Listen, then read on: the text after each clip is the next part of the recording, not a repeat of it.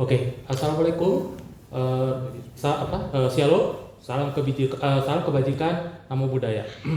Yang terhormat para dewan juri, yang terhormat kakak-kakak para staf saya, dan yang saya sayangi dan saya cintai teman-teman semua peserta International Paper Competition by SEA 2 sampai 5 Juli di Kuala Lumpur. Oke, baik saja, saya langsung ke tema saya hari ini, yaitu analisis perkembangan transportasi online di Indonesia era 5.0, yaitu saya lebih fokus ke PT Grab Indonesia.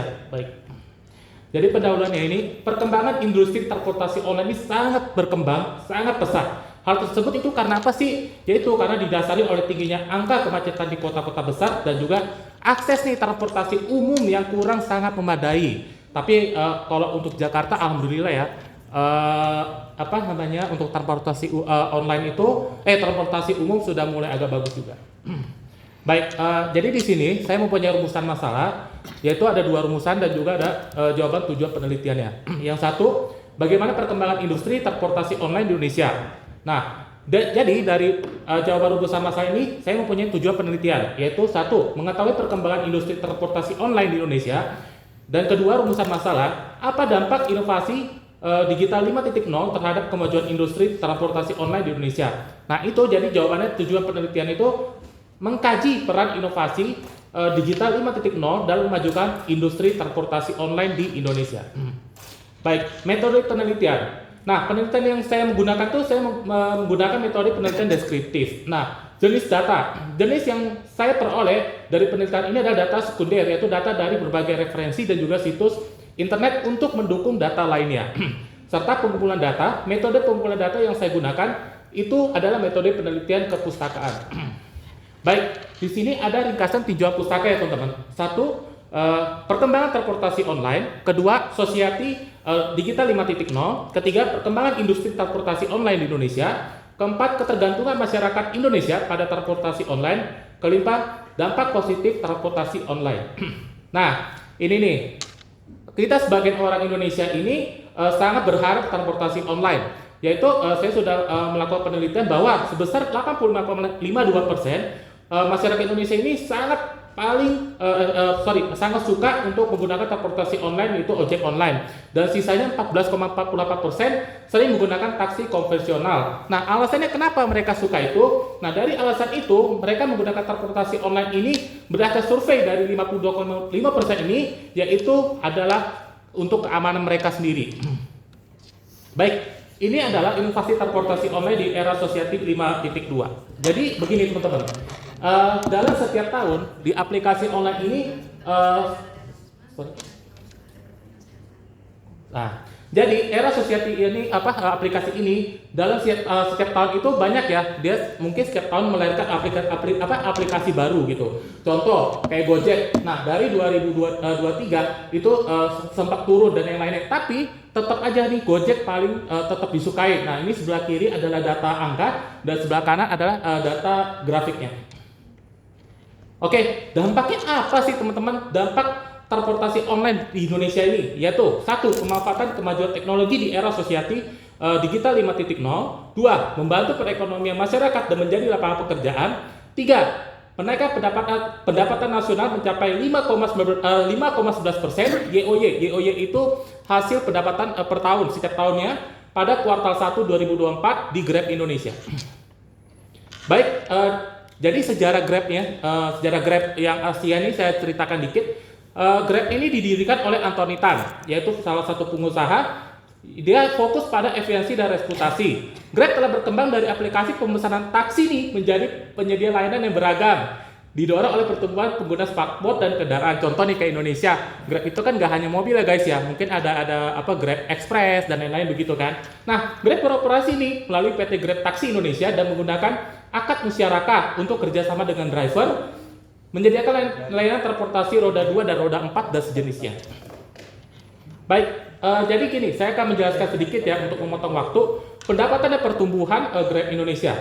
Yang pertama, pendapatan pada kuartal 4 2023 meningkat 30% menjadi sebesar 653 US dollar dibandingkan tahun sebelumnya. Kedua, pendapatan tahun 2023 meningkat 65% secara keseluruhan menjadi 2,36 miliar US dollar dibandingkan dengan tahun 2022.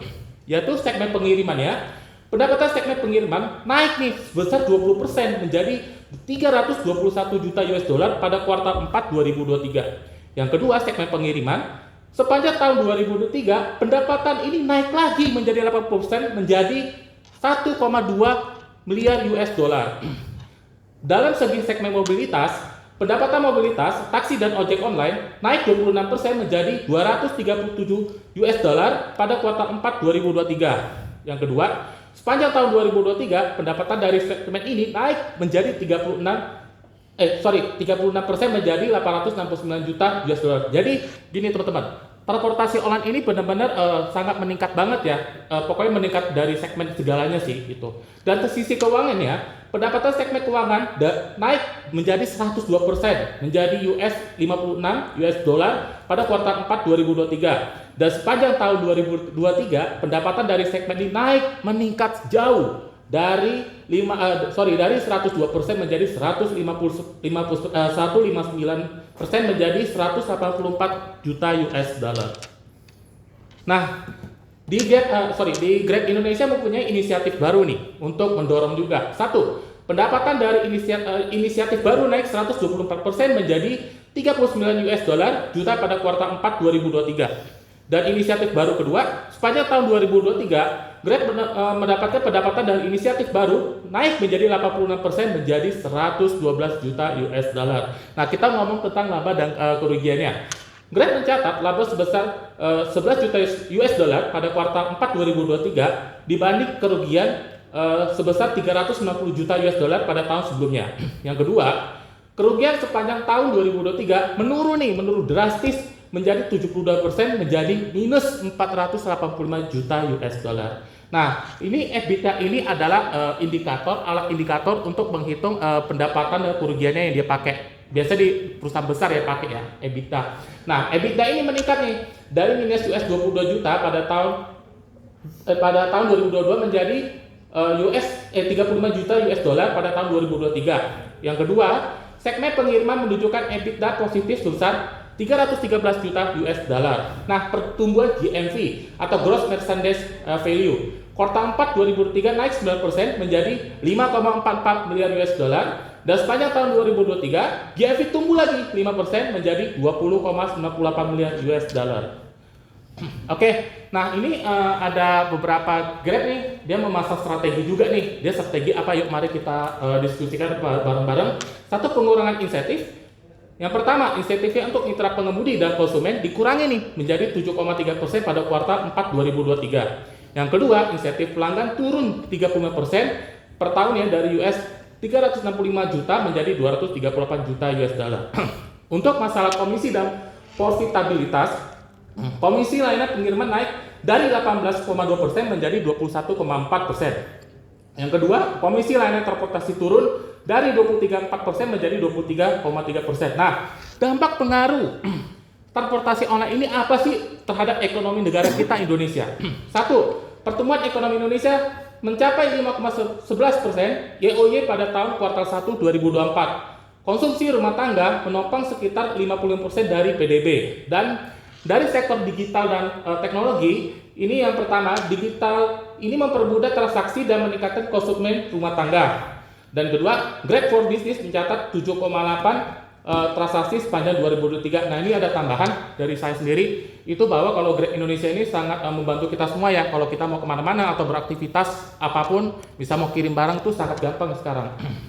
Nah, ini keuangan Grab yang saya dapat datanya dari EBITDA itu, saya ringkas dikit aja ya. Dari EBITDA 2022 dari 22 juta naik 97% dari sebelumnya 793%, kurang lebih begitu. Nah, jadi saya mau punya kesimpulan dan rekomendasi. Kesimpulan dari saya sendiri, satu, transportasi online ini berkembang pesat banget teman-teman dan berperan penting banget dalam perekonomian kita. Kedua, inovasi digital 5.0 mendorong kemajuan industri transportasi online. Ketiga, Grab dan Gojek menjadi pemimpin dalam industri ini. Memang ya, Grab dan Gojek ini benar-benar bersaing dan ya saya lihat emang berkembang sih dua daripada semua aplikasi gitu kan. Dan saya mempunyai rekomendasi atau agak saran sedikit, semoga mampu terus berinovasi dalam menciptakan transportasi online memenuhi kebutuhan masyarakat dan melakukan pemerataan ke daerah-daerah di seluruh Indonesia. Oke, sebelumnya saya pengen pantun untuk penutup presentasi saya. Hari Minggu ke Malaysia. Jangan lupa makan nasi kandar. Saya Stefan dari Universitas Bakri Jakarta, pamit untuk menutup presentasi ini. Terima kasih.